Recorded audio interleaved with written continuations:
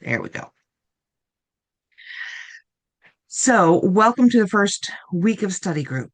Um, I know for some of you guys, you're like still in vacation mode, but I had to try to figure out how to do this to skip a couple things that I'm doing and also end before the supervision collaborative meeting that I'm supposed to lead. So, um, I appreciate you guys starting today. Today is kind of a just get our feet wet, figure this out kind of thing.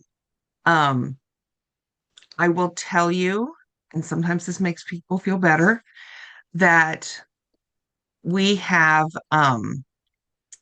in Ohio, we have one of the highest pass rates. I feel like I, I think it's like 96.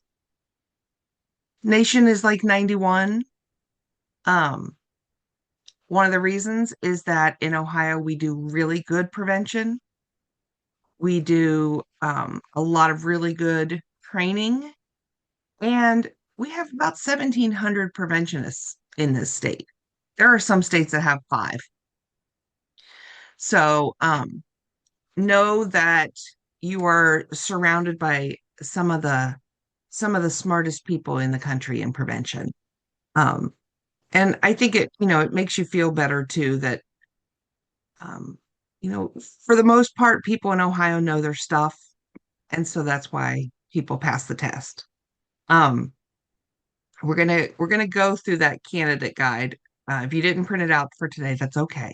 But we are going to go through it in a minute. But one of the things that I will tell you just in general about the test is it's not so much um, what does SPF stand for, Strategic Prevention Framework. It's more about in the third stage of the SPIF, what would you be doing? Um, so that's why I say it's really kind of what you get out of it and what you put into it. So August asked, do other states have the same credential, but it's called something different, or is it different state by state? So all states have the certified prevention specialist. That is the credential you are going for. That is a national test. It's put in, and we'll look at it in the study guide, but that's put in by ICNRC, the International Certification of Reciprocity Consortium. Say that 10 times fast. Um, so they're obviously not called Ohio Certified Prevention Specialists, but they're certified prevention specialists. Um, the fact that we have the RA, the OCPSA, and the OCPC is specific to Ohio. So here's the thing I will say. Once you get that OCPS, or technically CPS, don't let it lapse.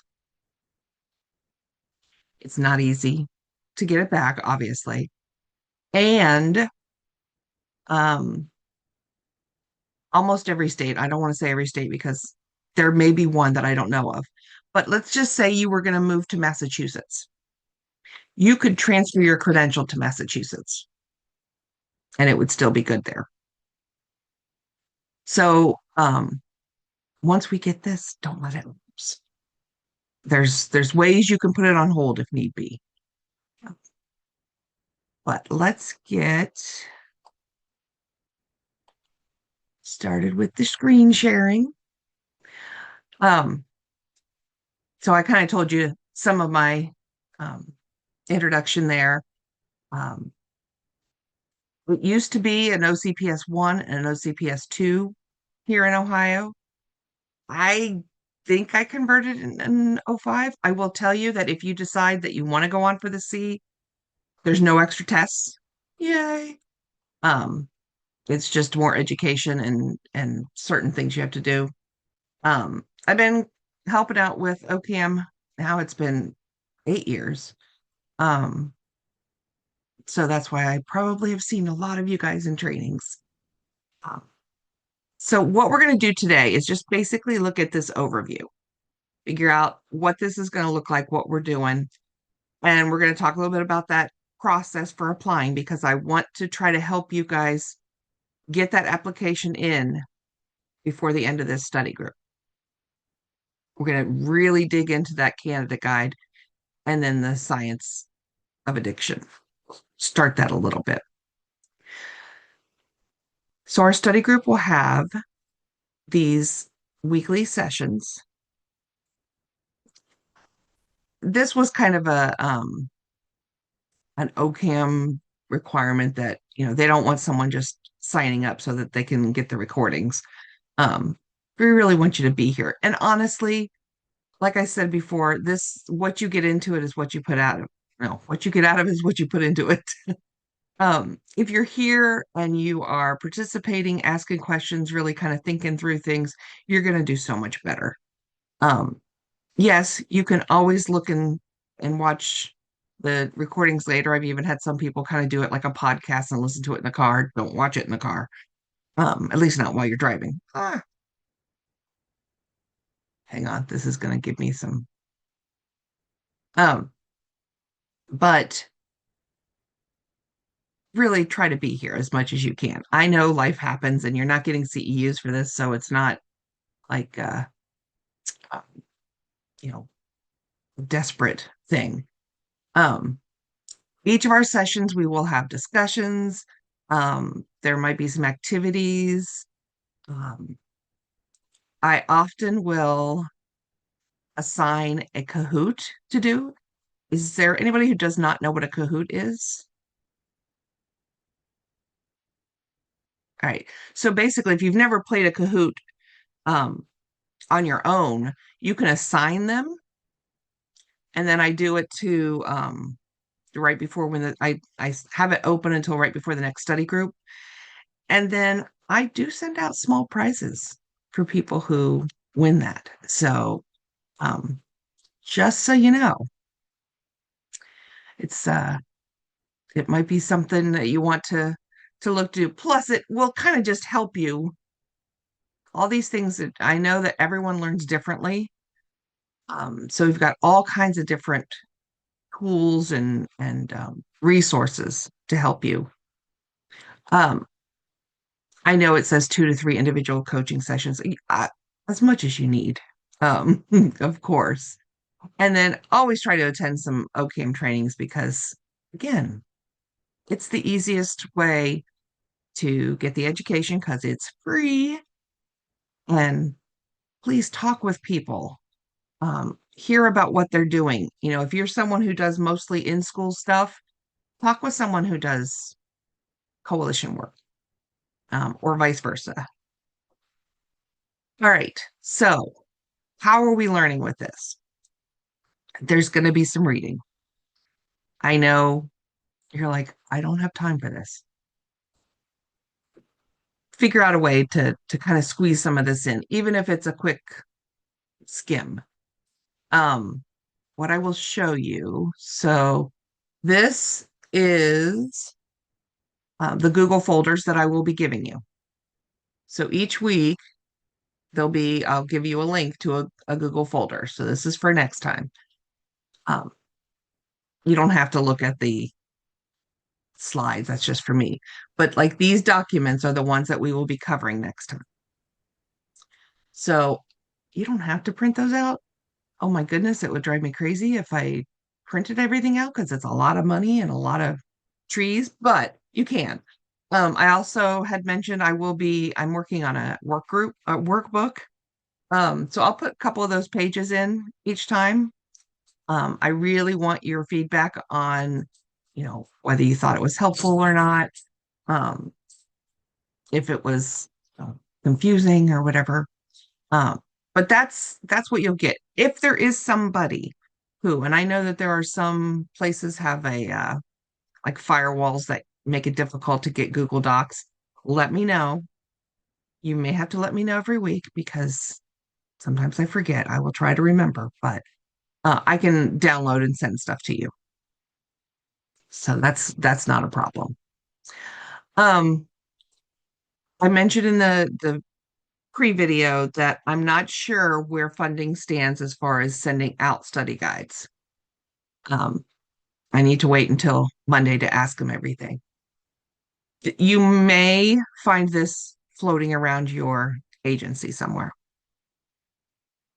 Um, Tons of these have been flooded out into the community. I have a Um, question, Jennifer. yeah. So I think that I have one of those at my workplace. Uh-huh. What year of that? What edition should we make sure It's that we have all the it in? same. There haven't been updates Okay. because what this is it's actually um OCAM took different documents and put them together. So they took the substance abuse prevention intersection of science and practice, put that at the beginning. They got permission to do all this. Um, the Institute of Medicine model, put that next. The Rhode Island prevention specialist certification work, workbook or guide, put that in, and then the CADCA primers. What I will tell you, back to August's question, is that the CADCA primers have been updated since this was created. Um, I've looked through it, not like with a fine tooth comb, but I've looked through it.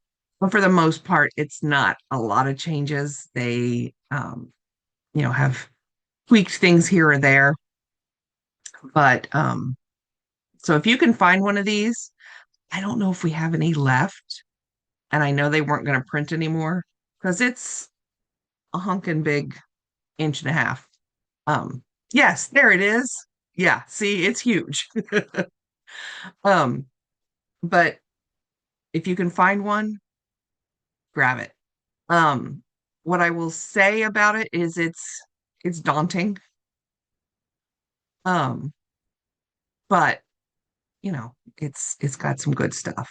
The online reading, and when we look at the candidate guide, I will really go into this, but the online reading that I'm going to give you is the most relevant to the exam, and I'll explain why here in a minute. This is one we have been able to send out lately, so I want to see if we have any more of these. So don't buy it until I confirm by next week.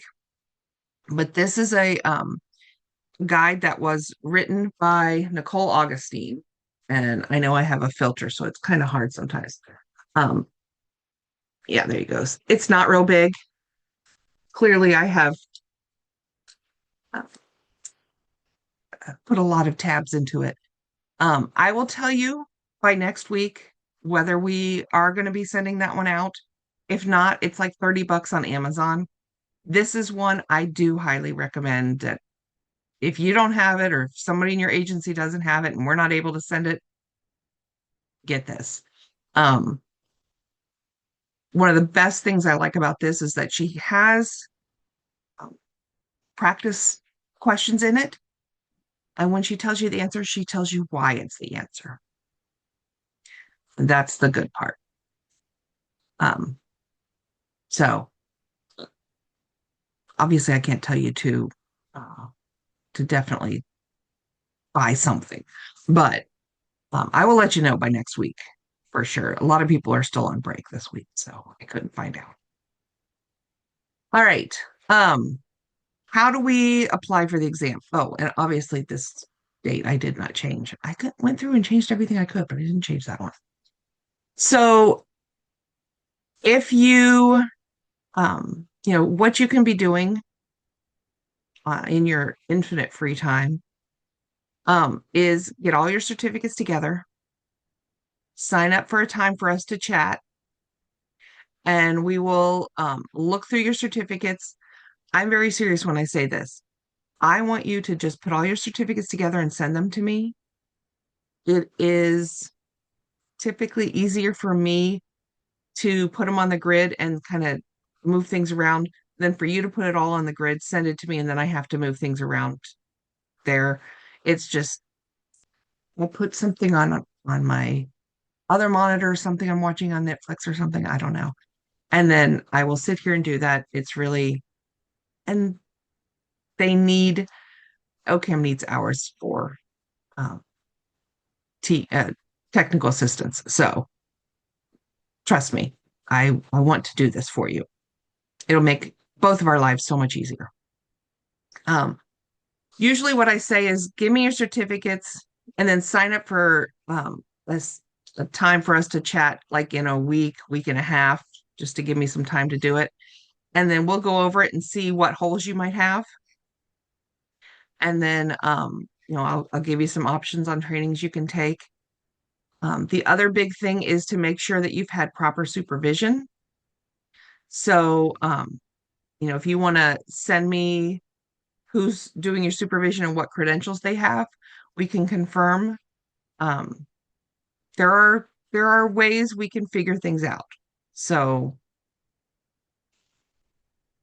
don't freak out too much if you're like, I don't know if I have the right person. Um, we will work it out some way or another. Um, I would say obviously not January 31st, 2025, because that would be really good if you could do that a whole year ago. Try to plan to take the exam by the end of this school year, May or June. Mostly because I don't want this information going away. I mean, most of you guys I think are much younger than I am, but our brains don't hold on to stuff forever. So we also want to be able to celebrate with you when you pass the exam. All right. So this candidate guide is, and I'm very serious. This is like your manual for all things credentialing in this exam. So we're going to go through it page by page. If you print it out, fabulous. If you haven't, it's totally okay. I would say at some point, though, do please print this out because these are things you're going to want to really um, know and have at your fingertips. So, like I said, this is the International Certification Reciprocity Consortium. If you ever wanted to look it up, it's right down there. Um, that's that international organization that puts on this exam. Um, you may have heard people say, oh, well, test used to be really hard or the test used to be really easy. They do update the test every couple years, well, every 5 or 6 years. They updated it during COVID. So I think it sounds like it's kind of the same. Apparently, I don't know if this is true or not, but I say it. Apparently, it was really hard when I took it. Dawn, did you have a question? I'm sorry, I don't. Okay, that's all right. That's all right. Just want to make sure. Um, I don't know if it was really hard or not, but here's the other thing. You need a 500 to pass. I had like a 556. It's okay as long as you pass. Doesn't matter what the number is. Um, all right. So let's go through this. Obviously, table of contents, nothing exciting there. So we start off kind of getting the behind the scenes. Um, this is the talking about the company that actually provides and oversees the test. Um, I don't think that matters as much unless there's a problem. So if there's a problem, you've got this information here that you need it. They talk about how they created this exam through talking with people, making sure that what they're thinking is appropriate is what's actually happening in the field. So those are all good things.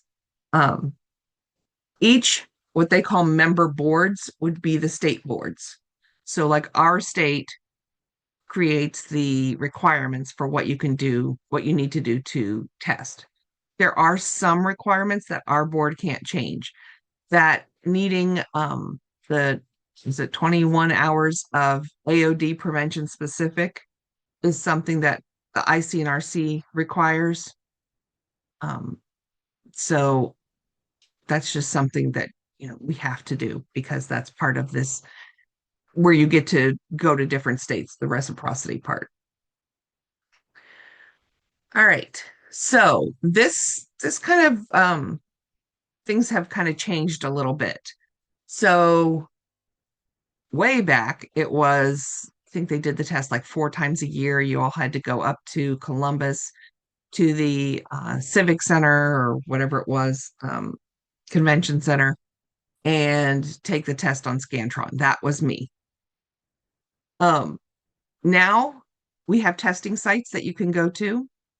So I've had people say, well, are there certain days? It's whatever day you can get in at the testing site. And I'll show you the list of where those are here in a minute. Um, so, if you go to sign up and they've got a day tomorrow, do it tomorrow. It's totally up to what the testing site is. If The other thing that they have offered now that kind of started in COVID is proctoring at home. So you could um, do where they either have, there's two different ways. They have AI uh, proctoring. Proctoring is where they have somebody kind of watching and making sure you're not cheating, or an actual person. Everybody is different. So I can't tell you which is better or worse. I can tell you some um, concerns that people have had. Um, I will tell you one person, she wanted to do the proctoring um, on her computer. So she got a room at the public library in her community, reserved it, went there. Um, they make you like show the room to make sure there's not someone standing there giving you the answers. Um, she showed the room had windows, so they made her move to a different room. So already she's a little flustered. So she went into the different room, put a sign on the door, said, testing, please don't come in. She got about 2/3 of the way through the test. Someone walked into the room and the proctor said, you're done. You got to retake. So, of course, she was, you know, totally flustered and um I'm not saying that to scare you. I'm just saying that to be prepared. If you are going to do it proctoring, I say at home, but it really can be anywhere. I have a friend who she did it. She did it on her couch in her living room and, showed all around. Um, got it done. She absolutely loved it. I have, as we talked about earlier, I have a cat and a dog and a husband who works from home. There's no way I would ever do it at home. Oh, there's too much going on. But it's kind of up to you how you want to do it. The testing sites are they're different. Each one, sometimes they have a room, sometimes they just have a computer with like um, like blocks or walls on each side of the computer. It's totally up to you and what you feel comfortable with. But that is now an option since COVID. They've made that option of testing at home. Um, let's see here. This is another one that I think it's really good to have. Why it's good to have printed out. If something comes up, you realize, you have an accident and you have to have surgery or something, you can reschedule. Um, let's see, where is it? Yeah, down there. Um, Obviously, read through this as far as what that is.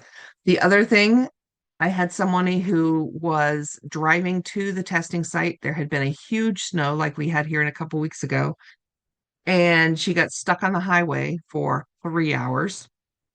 Luckily, she had this printed out in the seat next to her. She called them and she's like, I can't get there. So, they were able to work with her.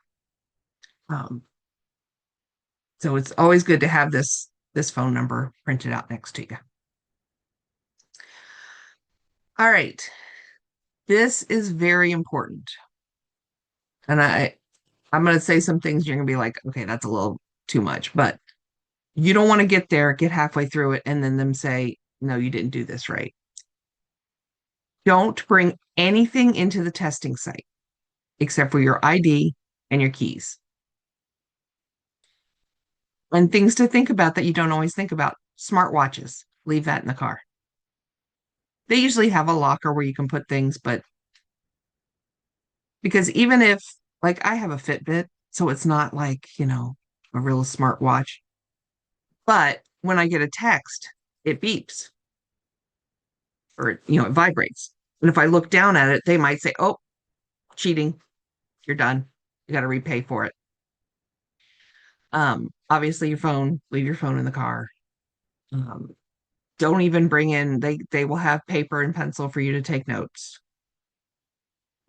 Literally go through your pockets, make sure there's nothing in there.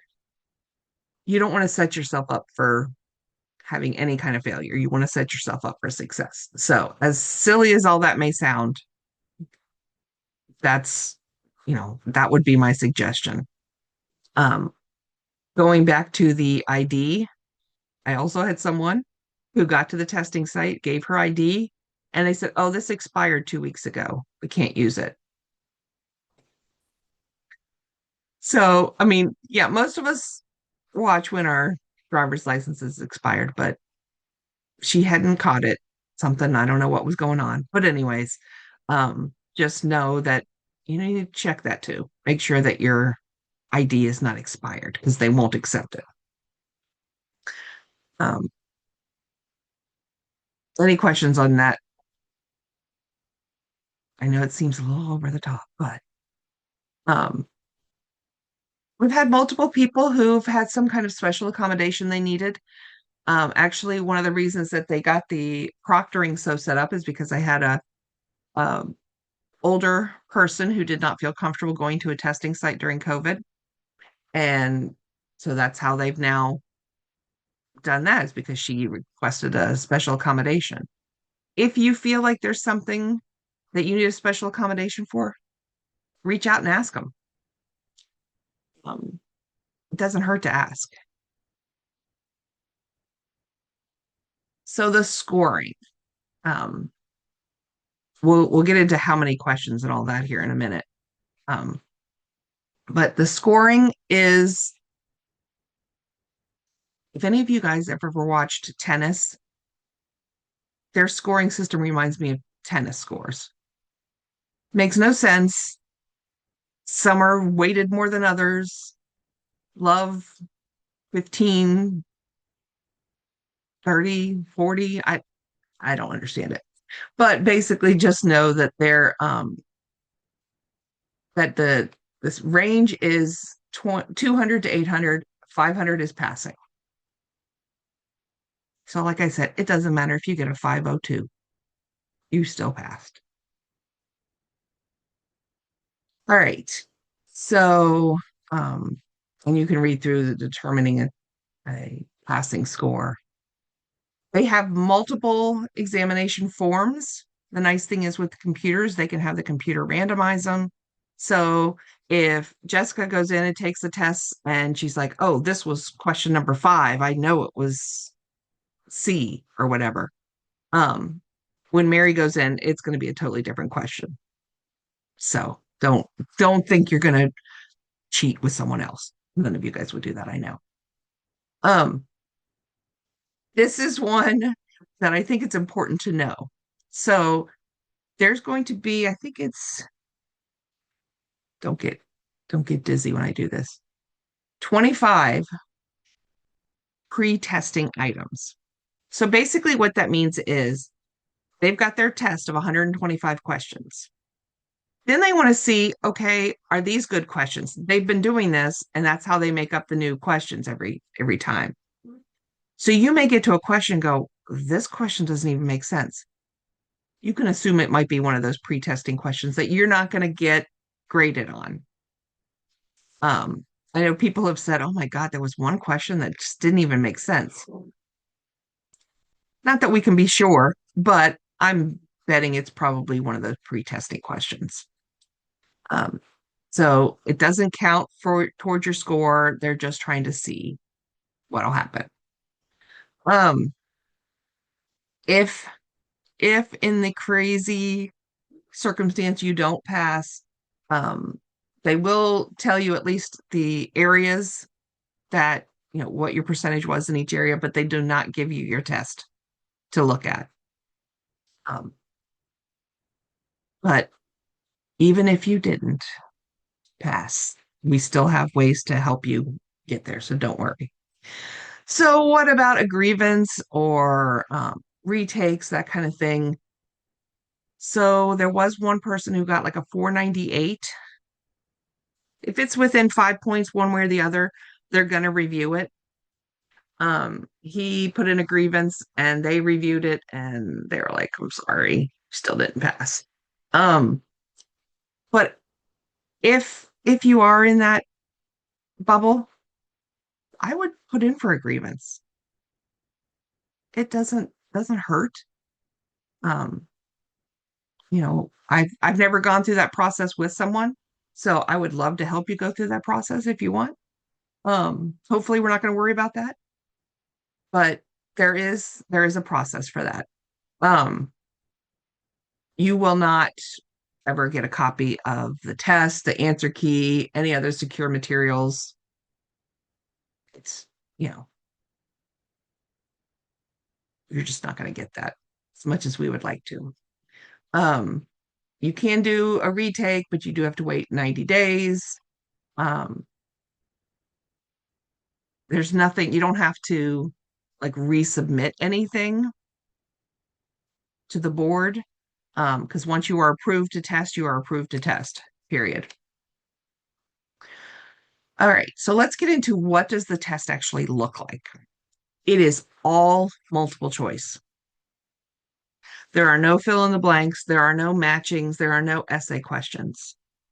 So you at least have 25% chance of getting the answer right. Yay, right? Um, there's 125 questions that are going to be scored with 25 of those in addition being pre-test questions. So it's 150 total questions.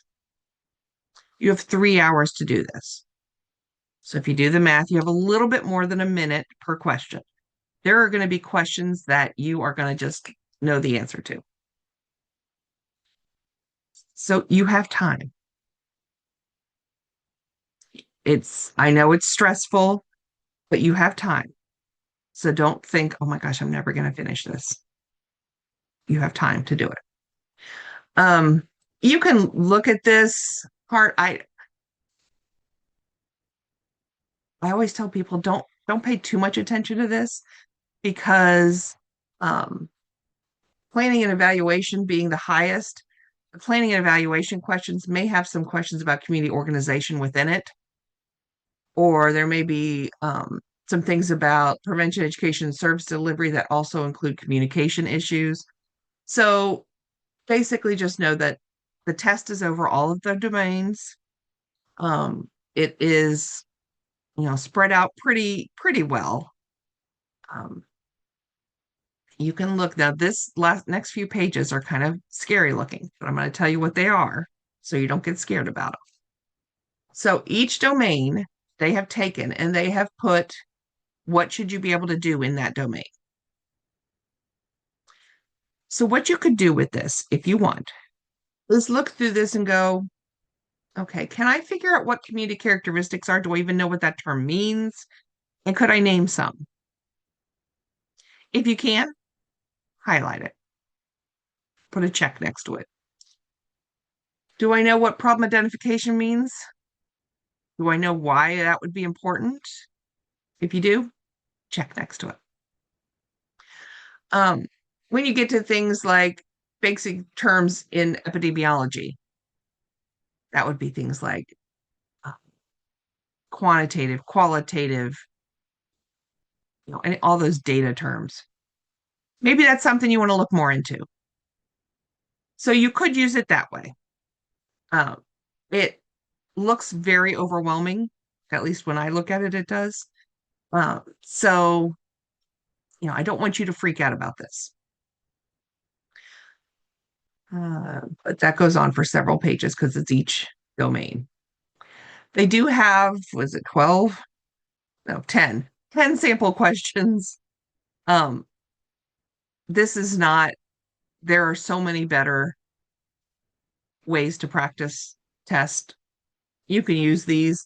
As you see, all they give you is whether the answer is A, B, C, or D. So they don't even give you why. Um, so don't worry about that too much. Take it if you want to.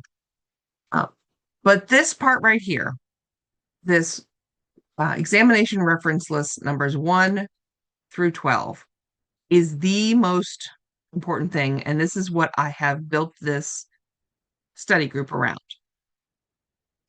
What it is when they do any kind of official credentialing exam, you have to show where you got the information for the question from. So maybe question 103 came from page 15 of this guide. These are the guides that they used. These are the only documents that they used on the exam. So when we look at, oh, I don't have to put that back up again. But when we look at the folders that I've created, any of these that I could get online, that's what I put in the folders. There's a couple, like this one, I don't know what it is right now. But you can buy it on Amazon. I bought it. It's not cheap. Um, but honestly, I wouldn't worry too much about that one. This one you Jennifer, can, this is the candidate guide. It's in the candidate guide. yes. Yes, Yep. thanks. Yep. Um, don't buy anything until you look at the folders. Um, let's see. I know that alcohol, no ordinary commodity is one. But anything that's got a link, those are in the folders. Um, I don't know. I think this was one I could not find anywhere. The Clinical Manual for Prevention and Mental Health. I can't remember. Maybe. And I'm going to show you guys my Amazon list too here in a second. That one you'd have to buy, but most of these you can get online. And if you can get it online, I have put it in the folders that we're going to be reviewing. Actually, let's pull that up right now.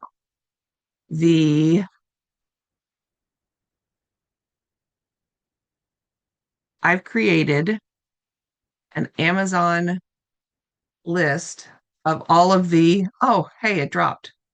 So it's only $35 now. Of any of the items that are not available digitally, if you could buy them online, I have it in here. If you're with an agency that's got several people that are going to come, maybe you want to buy some of these. But this is, oh wow, that dropped down to $21. Dude, that's awesome. Um, It looks like this she is has a new one coming out in July, a new edition, okay. and that's why, Yeah. but it's not available yet. You can pre-order it, but it's Um, but so you could get that. Um, doesn't look like this one. Oh no, it is. Okay, so you could get that one. Um, I thought I had this one digitally. Some of these you'll have to look.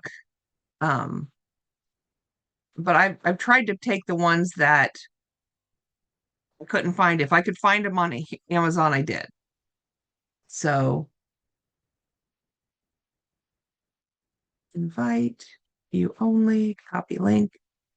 So if you want to look at this list, there it is. So this is important, this section here. But like I said, I have almost every single thing in the folders that we're going to review. But if you've got an agency that's got a lot of people in it that are going to be taking the test, maybe you want to buy some of those other things. All right. Continuing on, it talks about just who the ICNRC is. This is another list. Now, this one might be a little less daunting, and this is what I have based my workbook on. These are the knowledge areas you need to have. So, do you know what community readiness is? And do you know that there are stages? You don't have to know every single stage in order, but you have to understand that is community readiness and there's different things you might do at each stage. Have you heard of risk and protective factors? Do you know what those are? So this is kind of a smaller version of that big multiple page list. And this is probably what I would print out and make sure that you know all of these things. Depending on everyone, I'm just giving you different options. Everyone studies differently. Maybe you want to take each one of these things and open up a document and say, okay, here's everything I know about community readiness, or here's everything I know about sustainability planning. Everyone's different, whatever works for you. But that's why I say you probably should print this out, because this is very important. If you've never talked to somebody who takes the test, basically when you take the test, you get to the end and it'll say you have a preliminary pass or fail. I've not met anybody yet who got one way or the other, and then they came back and said, yeah, no, we were wrong, it's the other. So if it says you passed, you passed.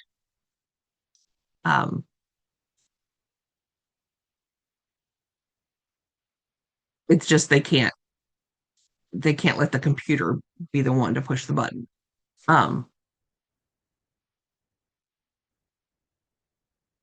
Yes. So once you pass that exam, you are a certified prevention specialist. And okay, can I get a little more confusing for a second here? So, our board, again, Ohio's kind of a leader in prevention certification and professionalizing the field. Our board is trying to make the treatment and prevention credentials similar, or kind of lining them up. So I don't think they've done it yet, but at one point they're going to make your renewal for an S only be 30 hours, because that's what the treatment equivalent is. ICNRC requires 40. Here's what I'm going to tell you. If you decide to not do the 40 and only do the 30, you will lose your reciprocity. Personally, I don't want to do that, because it's a lot harder to get it back. I don't know what that process is, but that's what I've been told. It's really hard to get it back. So, yes, you could in Ohio just renew with 30 hours. I don't know if they've set that up yet, because I've told myself that's not an option. I'm doing the 40 hours. There's way too many ways to get the hours. If you ever need help with hours, we can help you figure out hours. But I would always get the 40. What other questions about the candidate guide?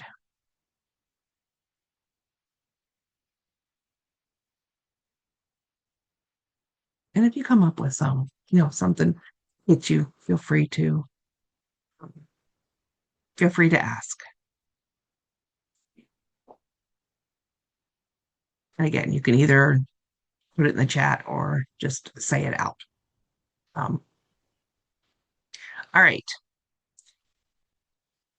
I wanted to just start a little bit, just dip our toe into one of the documents that they give. the science of addiction is fully online and it is in that folder. Um, it's okay if you did not get a chance to read it. You didn't have to. Um, what I will tell you is I've been told some people say there's zero questions on drugs and what category they're in. Some people have said there's like one or two questions. So don't get caught up in that part of it. Um, but there will be some questions about just the process of addiction and kind of what happens, why it's important for us to know or to prevent. Because, we know that it's chronic, we know that it's relapsing, we know that it's, you know, compulsive, always thinking about the next time you can use. So if we're able to prevent that, prevents a lot of problems, right? We also know there's a lot of brain stuff that goes on with it. We're going to watch this relatively short video. If you've been in other trainings, I love this video, so I play this a lot. Um, just getting my sound ready. But this is a quick video that kind of goes over some of the things that cause addiction, but also risk and protective factors. So this is a little bit of a dual video. So let's watch this. I think it's like 5 minutes, maybe.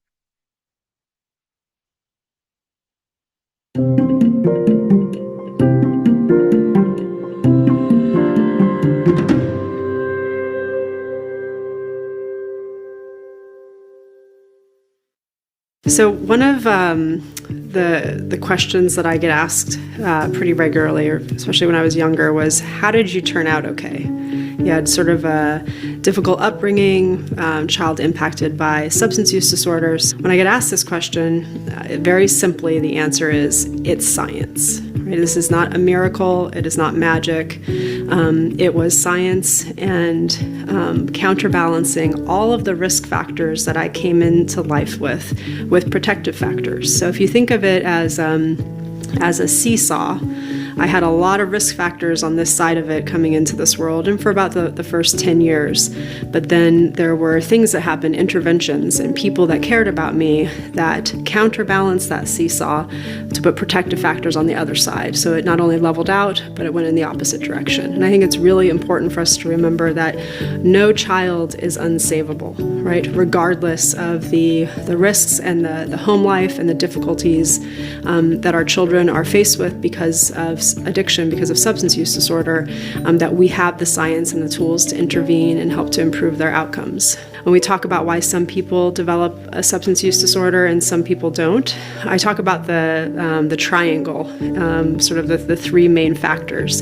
And at the tip of the spear is genetics. We have about 50% of the individuals today that have a substance use disorder have a genetic predisposition, right? We pass this down to our loved ones, and you can't control that. But what you can do is know that you have a genetic load, that you have risk factors because of your genetic predisposition, like I do. So because of that, and knowing that I have 4 generations of addiction before me, I know that I have higher genetic risks than, let's say, my next door neighbor or my best friend. So I've made choices that counterbalance that. So that's on that genetic side. And then on the other side of the triangle, you have environmental factors. It's about the community that you come from, the environment that you live in, things like poverty level, crime level, availability of substances in that community.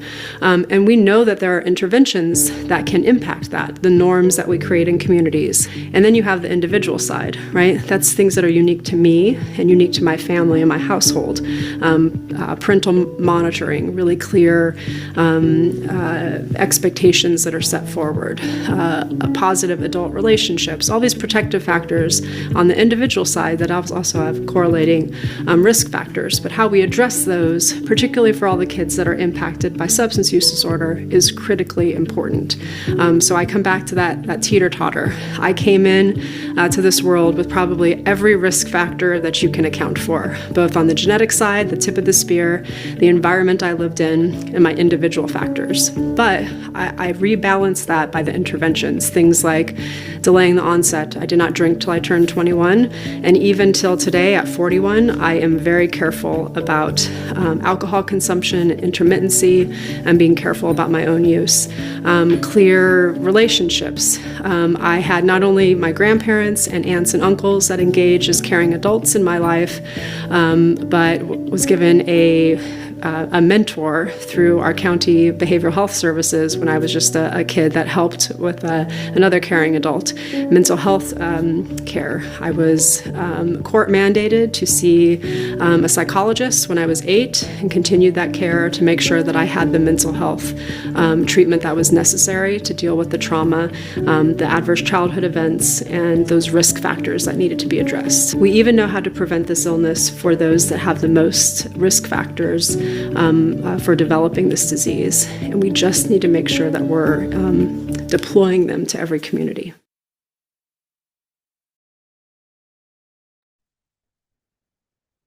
All right, so she talked about risk factors and protective factors.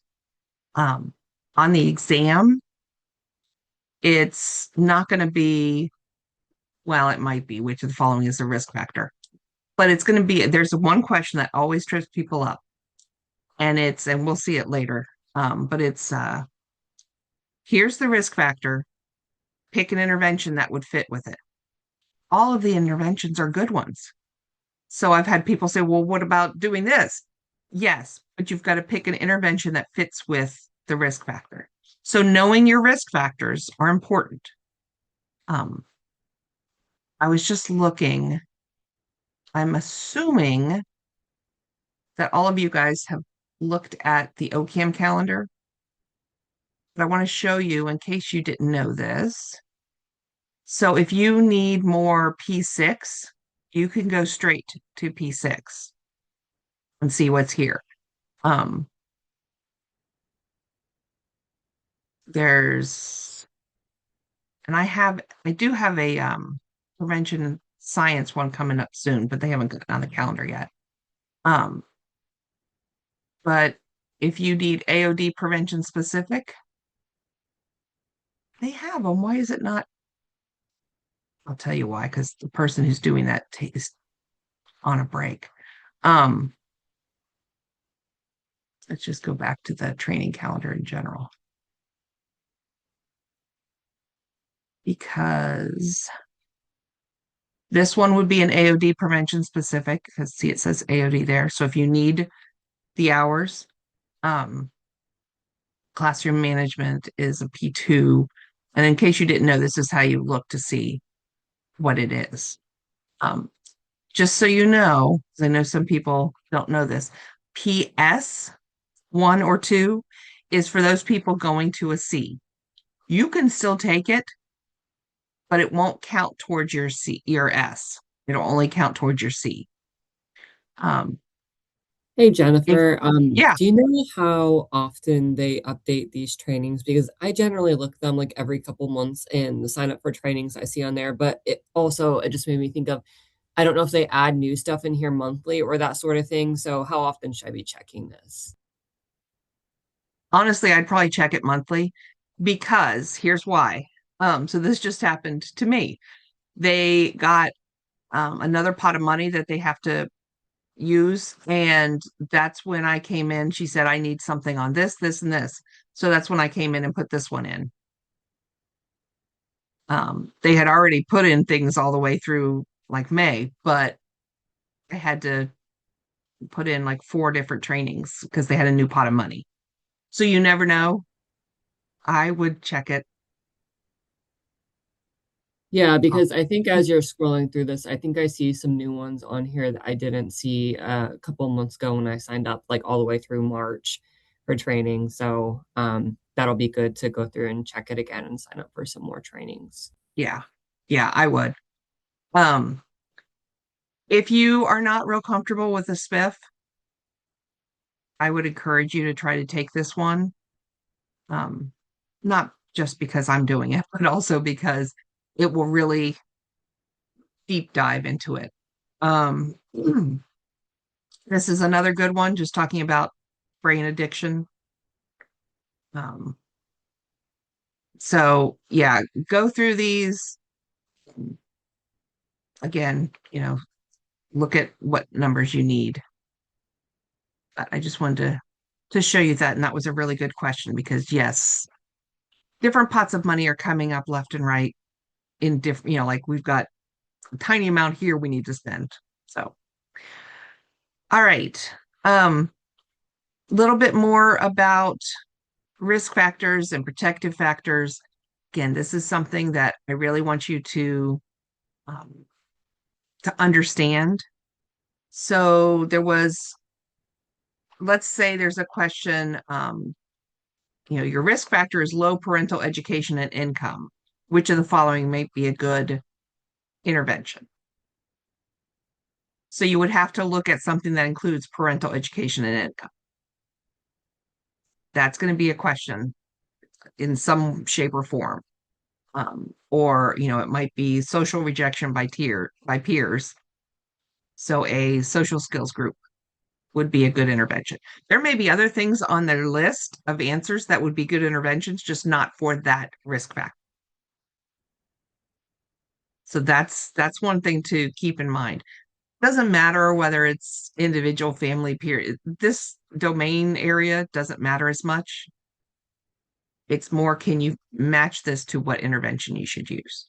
Because when we preventionists are running free in the wild, we're going to come across a group that has a history of violent victimization and involvement, and we need to know what do we need to put into place to mitigate that risk factor.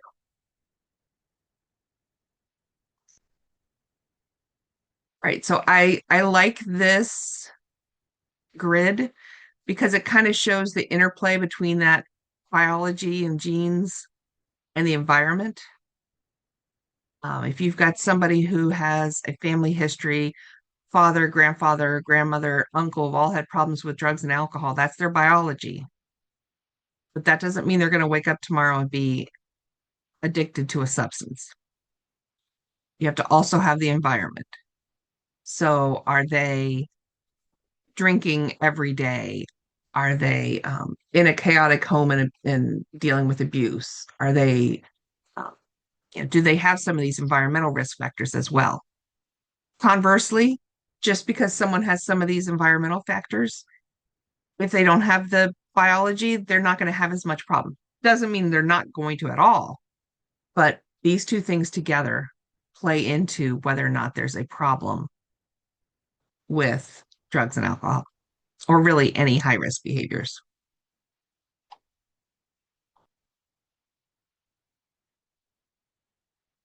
This is just kind of a list so that you know the difference between biological factors.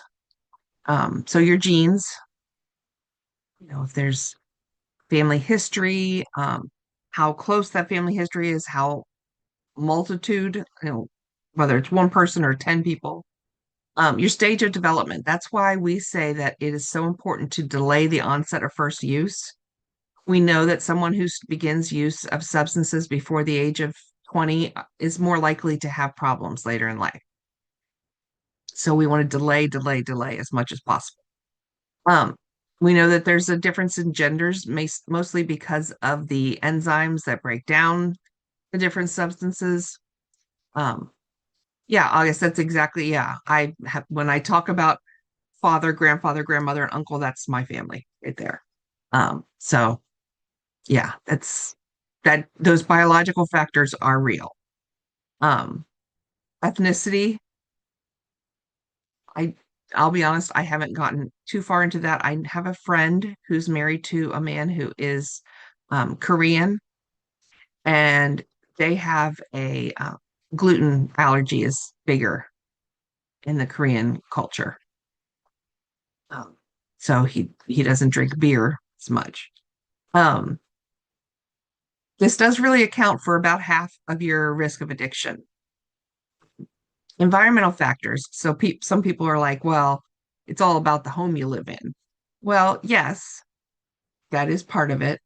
Um, all of these things can also impact your choices. So if you've got, home and family life that really is, big on drinking and using, and then yeah, you're going to more likely have that outcome.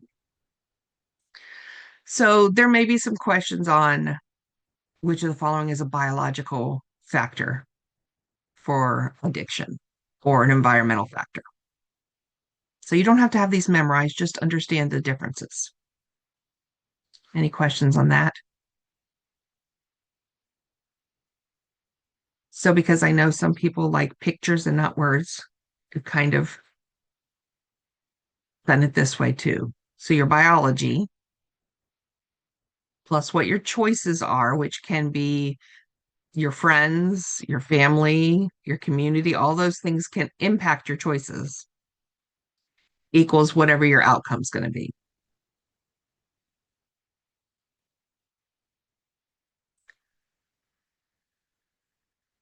This is another thing that I hope you have seen this before. They're not going to have this on there and say, fill in the words. But we do need to know what this is. Um, we're going to go into universal, selective, and indicated, but those are I'm serious when I say you need to know what the differences between those are. For my master's, I had to create an online game. So I made an online escape room for universal, selective, and indicated, and I'll send that to you guys as well. Just a fun way to learn those. But if you've never seen this, this is the Institute of Medicine's Continuum of Care. Basically, any of us and anybody we run into can be somewhere along here for a multitude of health concerns. We can say, even diabetes. Some people are just in the promotion. We just need to beware and, understand that it's a possibility. Type 1 isn't the only type. There's type 2 that can be developed later. Universal, selective, and indicated, we'll talk about here in just a second, but this is kind of where we live in this light blue area. This line right here, this 90-degree line, which is why I'm going to show you the next one. I don't like as much because it's not 90 degrees. I like the 90 degrees. This is where someone is sent for an assessment. And either in the assessment, they move to treatment or they go back to prevention. So in the assessment, they may say, you know what? Yep, you do have diabetes. Let's just go with that one. So that's the case identification. Then they go into some kind of treatment. And then hopefully long-term treatment with that plan. This is where relapse is. So when people talk about relapse prevention, it's not prevention. It's over here on the treatment recovery side of things. You may have seen an updated one. The updated one kind of takes promotion and spreads it out a little bit. Don't stress about this too much. Not for the test, at least. But Where just in would case. where would Go ahead. PIR fit in on here? Would it be like by the edge of prevention and treatment, or Problem ID and referral? yeah. Yeah. So when you are working with someone and let's say they come to you and say, you know what, I have started using, I'm kind of starting to get worried because you've been talking about this stuff, whatever. You can do a screening, which is problem identification and referral. We don't do assessments with our credential. We are not Mhm. credentialed to do an assessment. We can do a screening that would say, yeah, you probably need to, this is problematic. We probably need to have you assessed for a substance use disorder. So we would do that. We would send them over here to the treatment side. They would get the assessment done. If the assessment says yes, they need to, they do have a substance use disorder, they need to continue on, then they would continue on the treatment side. If they get assessment and it says, you know what, they're not quite there yet, they would then bounce back to prevention. That makes Does that sense. make Thank sense? you. Yeah. Okay. Yeah, because we do just on this side, and they treatment people do just on this side. So don't stress about this, but if you see something that has a lot of promotion, just know that's kind of an updated one. But let's talk specifically about universal, selective, and indicated, because there will be questions about this. So if you remember, let's go back here. These are kind of where we live, this universal, selective, and indicated. When I was taking the test, this is what I had to, and I'm going to tell you the tips that I used. You can take them or leave them. It's the opposite alphabetical. USI. That's how I had to remember it. But universal are interventions that we would do to anybody and everybody, no matter what is going on. So what would be some things that you guys have done that would be a universal intervention?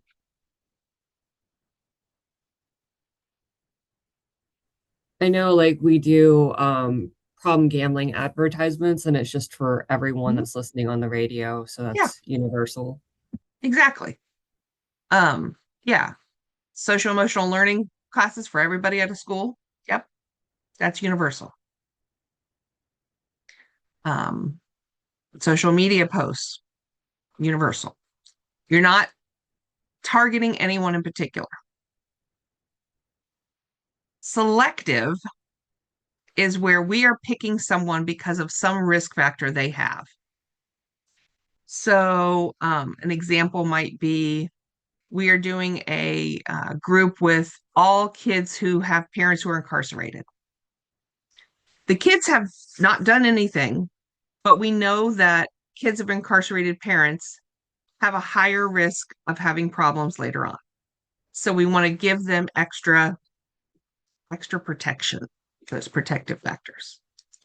Does anybody do any selective strategies? On my previous job, going with the gambling example again, I would go into the correctional facility and I would teach gambling prevention education to the folks there because anyone in a correctional facility is very high risk for gambling. The only caveat I would say, yes, absolutely. The only caveat I would say is if they are in there because they were gambling, then that would be indicated. But yes, you're absolutely right. Mary, I saw you unmuted. You're muted still. Okay, you're fine. Um, I was going to say we teach the blues program. Uh, it's a group program for kids who indicate that they have been at least blue, if not having depression, right? yeah, absolutely. Absolutely. That would be selective. Um, Amy, can you tell for I know I've heard of the WISE program, but can you tell a Yeah, little more it's about it? a senior education curriculum for senior adults, and it's basically talking about some of the issues that impact seniors, medication safety, alcohol, just the aging process in general. Yeah. So we know that that senior group is more likely to have problems because they have a lot more medication usually. There may be some memory issues. Um, I like to say so.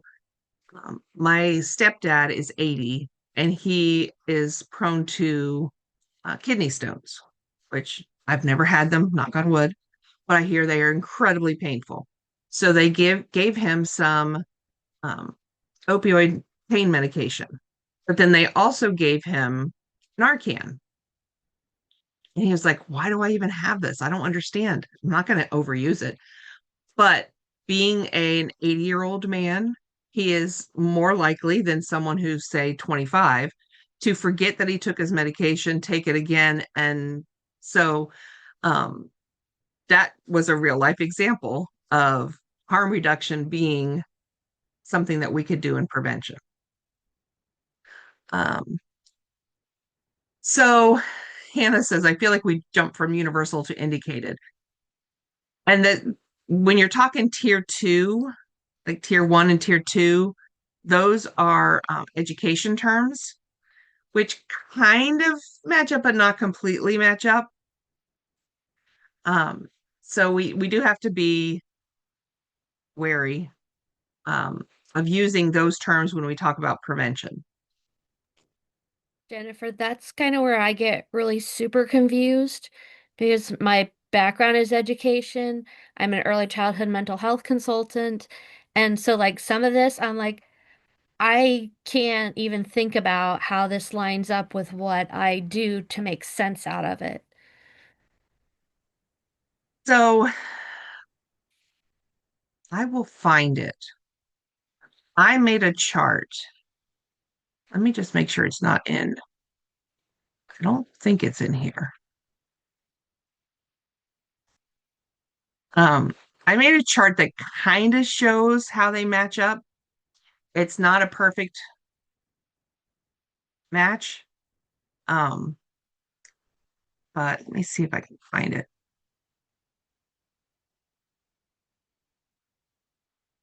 I will see if I can. Oh, that's old Canva stuff. If you're not a Canva person, I just don't even know why. Yeah, that's Canvas. okay if you want to, Oh, save it I for want to. later. If I can find it, it was very. It was helpful for my brain. Yeah, I'm a Um, picture person, so anything you can give me that's a picture, I love. I just can't remember when. So my daughter got married in December, and anything that happened like October, November, December is still kind of out of my brain. Um, I will find it though, and I will send it out. Yeah, I don't know what I did with it. Um, but yes, you are 100% correct that it is confusing when you look at it in terms of education pieces overlaid on top of that. But the thing to remember about this is universal is anybody and everyone, regardless of any kind of, like, I'm not even worried about it, who you are. We're just going to do it. Selective is I'm selecting you based on a risk factor. You haven't done anything, but you have a risk. Indicated is where someone has indicated by their behavior that something's going on. So we've got, kids caught vaping in the bathroom. That's not just a risk factor. They have actually done something. Now, are they far enough along that they would be diagnosed with a substance use disorder? I don't know. So when we were asking earlier about kind of um, that line, yeah, you may end up having some kids here in this indicated that really probably should have treatment, and that's where we can do a little screening on them and then send them over for assessment. But then you may have some that, you know, uh, Cindy talked Sarah into vaping in the bathroom and she got caught. So she really hasn't gotten to that point of substance use disorder. But we need to do some prevention strategies with her so that she knows not to get over there. I have a question, Jennifer, Huh? just so I can help conceptualize this in my brain. So going back to the gambling example, when we were talking about first starting up these classes in the correctional facility, we were deciding to do a selective or Mhm. indicated approach because there were so many people that were coming in there on a rotating basis. And when we were talking about doing, I guess, what I'd like to see if that was an indicated approach, we were talking about doing screening with folks. And then if they Mhm. screen high, then we were talking about including them in the class for gambling prevention. But now that I think about it, really, based off what you're saying, the proper approach for that would be you would, if you wanted to go that route, you would screen them. And the screen that we are using, obviously, as preventionists, isn't a diagnostic tool. If they screen high, then you'd want to refer them to the clinical side of things because they did have clinical Yeah. treatment services there, do a diagnostic, and then if they are not on the clinical treatment side and they just need prevention, then you refer them back to your prevention class, right? Yes. Yeah. Um, Another way to maybe think about it, let's look at suicide screenings. If you've got someone, let's say you're doing universal suicide screenings. If you've got someone who, I don't know, I'm just making something up, has 9 out of 10 on the suicide screening, you're not going to just put them back into a basic prevention class. You're going to send them on for some more help. Now, they may go on for that more help, and it may have just been a one-time thing that they were going through something bad, and then they bounce back to your prevention, and that's okay. Um, Selective and indicated has got more of a fuzzy line in between them. And really, if you do interventions that are indicated with people in selective, it's okay. Your indicated might be a lot of that diversion classes. So instead of being expelled for 10 days, you have to go through this class. The biggest thing is that universal is universal. It is not, you would not use that same curriculum for indicated or vice versa. The selective and indicated can kind of be a little more fuzzy. Because while we know that life skills is a fabulous universal program, Botman Life Skills, it's not going to be as effective with an indicated population. Also, if you use something that's an indicated curriculum with universal, you might lose kids because they were like, I've never touched that stuff. What are you talking about? So yeah, I think I'm getting a little confused with selective and indicated. Like, I think it makes sense, but then when I think about it more, I get confused. So, as an example, I talked about like the media strategy for the problem gambling helpline referral on like the radio. That would be universal. But then I know we've talked about like um, geotagging or whatever, like to a college stadium or to a football stadium during a time of the game. We've also talked about like geotagging or marketing this to that 18 to 24 at risk group. So that would be, I'm like, is that selective or indicated? I think that those would both be selective. Yes. Yes. And then what So would be like we, an example of a media thing that is indicated or is media not really like indicated? you wouldn't really use media for indicated, although you could say um, you could maybe have a Facebook post with a screening tool on it that says, take this screening tool. If you get more than 7 out of 10, seek further assistance. But you really wouldn't use media so much with the indicated population. Another way that I've heard, and I kind of sort of said this, but selective, I'm selecting you based on something. So looking at our list here, or looking at you guys, I could say, all of us with glasses, I'm going to select you because if you're wearing glasses, you might also have problems with your hearing. So I'm going to do a screening tool on you for hearing, just based on a risk factor for something else. But indicated would be for all of you wearing glasses, I'm going to give you the large print paperwork because clearly you have problems with seeing. Selecting you based on something, or you have indicated by your behavior.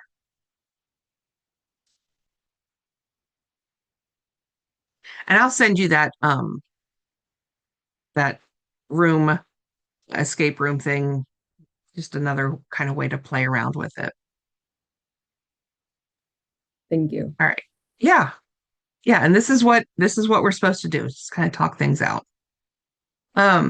When they talk about brain and all that, do not get out of brain and try to label everything. It's not that serious. Mostly what you need to know is that drugs interfere with the way that neurons send, receive, and process signals. Sometimes they mimic some of those chemicals in your brain. Sometimes they make them release more or release less, or um, do something to those different neurotransmitters.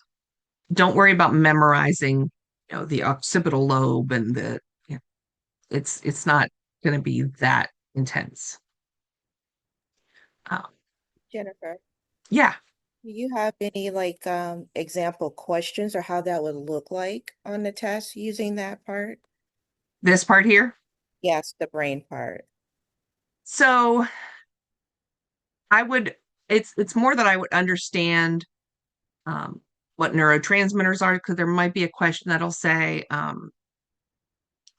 XYZ drug um, is connecting. Well, here, let's look at this picture. So it might be that, your dopamine transmitter is putting more dopamine in the system. How is that um, more likely to cause addiction? Well, we know that dopamine, you don't need to know why or how, but dopamine does increase your feelings of just feeling good, right? Yes.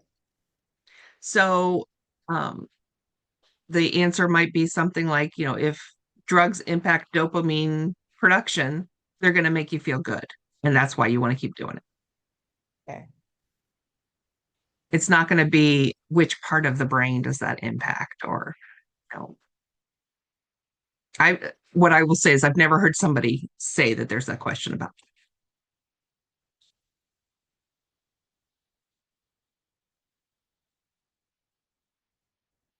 All right. So again, tend as often as you can. If you miss one, watch the recordings. Um, Look at the readings. So what'll happen is this recording, once it processes, I will put it on YouTube where it's only searchable if you've got the link. I will send you that. I will send you the readings for next week. I'll send you few other couple things. I try not to overwhelm you with each week because I've got so many different resources to help you out. Yes, Miss August.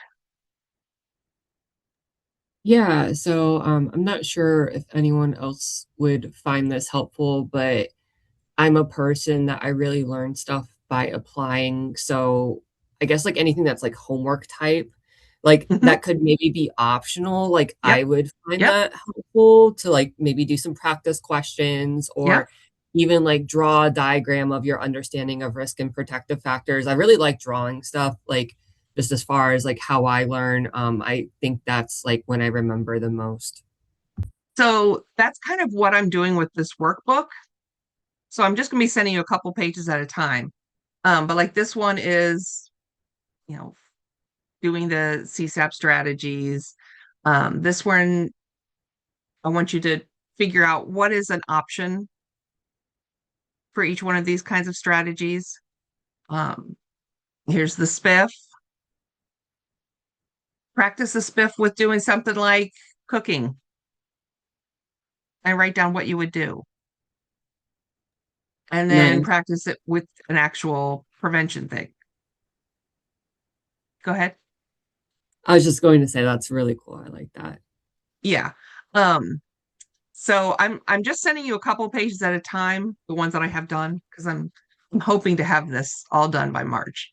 Um, but where is it? Just briefly, I'll show you.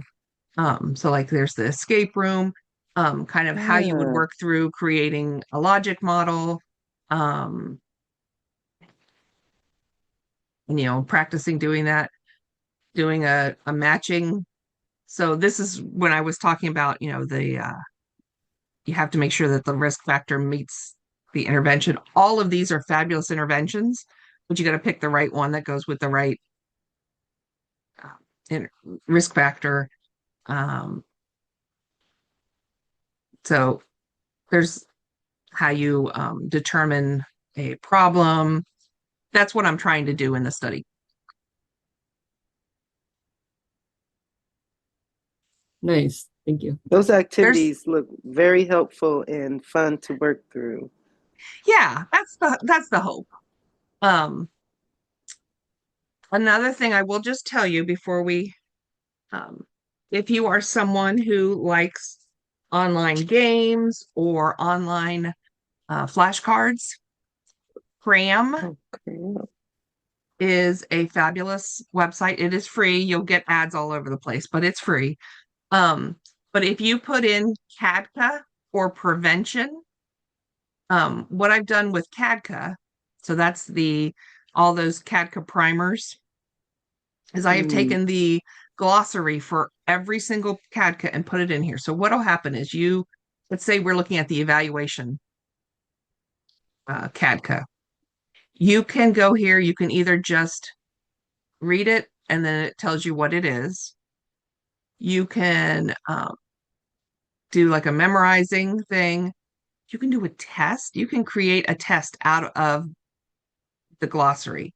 So you can maybe make it into matching or multiple choices. Um, and it will give you a multiple choice test based on that. There are two games that they have. This Stellar Speller is not going to work for us. Obviously, this is for kids, but you can do this one where it gives you like quantitative data, and then you have to look over here and see which one of these is quantitative data.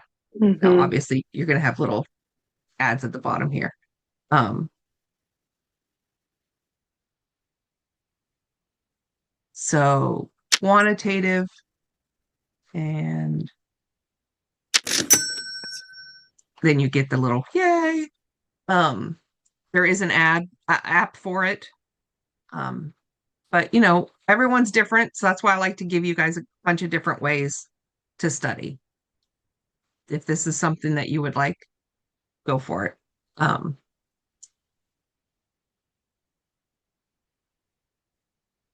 Jennifer, so you yeah. had a sheet, you shared a sheet with us. It's not in the drive, but it was a list, like a focus list. It was towards the beginning, and I was searching for it, and so I missed it. I didn't get to screenshot it. Oh, I think the slides are in the folder too, aren't they, Jen? there, yes. Um, Dawn, I think you're talking about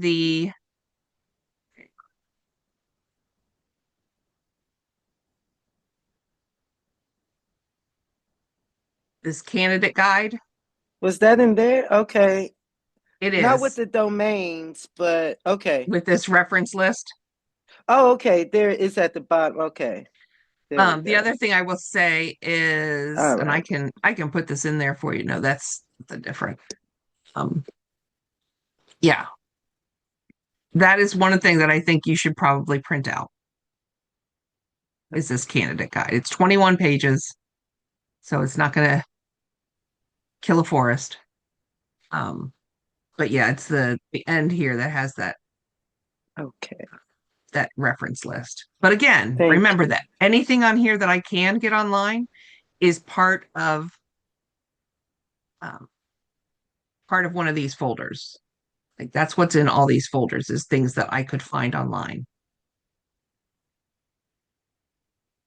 As far as like study tools, something else that I'll say with a note of caution is I've used ChatGPT to help me study for certain things in the past, but I think like the way that I would do that is I'd probably give like the sources CADCA and SAMHSA and like, hey, ChatGPT from these reputable sources, make a study guide because you just have to make sure it's the right sources. But if you give it the proper input, it can really create really cool tools. hmm And you just kind of have to be a little cautious. And what's really cool about it too is I've you can talk to ChatGPT. So you could have a conversation and be like, hey, ask me about certain things, that could be on this test or whatever. And I found that helpful in the past with like having that note of caution with it. So where is it? I actually have used that for some of this. Um, but so like I said, take the CADCA assessment primer and create a crossword out of it. It's pretty intense, but yeah, you can do stuff like that. Mm-hmm. Um, so we do have next week. Like I said, I will get you this recording this afternoon. Um, these are the items that are on there. Don't worry too much about that study guide because, again, anything that we talk about through the study guide, I will find out before next week what you guys are going to get. But these 3 documents are all in the folder. At least look them over. If you can't read through them every single bit, at least look them over. Any other questions before I kick you out? Yes, Jennifer, for me, this is Dawn, and I am planning to take the test soon, and I'm not sharing the date just because. But I it's just soon. scared. I understand. And this will be my second time taking the test. I think I have a better understanding this time around, but I want to be sure. So I'm going to take advantage of everything you give me. I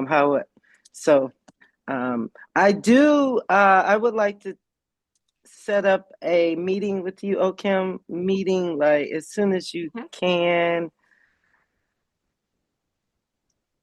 That I would be can great. also give you guys, and if you have to go, it's totally okay. But and I can put this in the email. If I forget to put something in the email that I said I was going to put in the email, feel free to ask me. But this is a link to my calendar app. I need to go in and add some more, but you can use that to make an appointment. It's the easiest way is just use that app to find when I have available.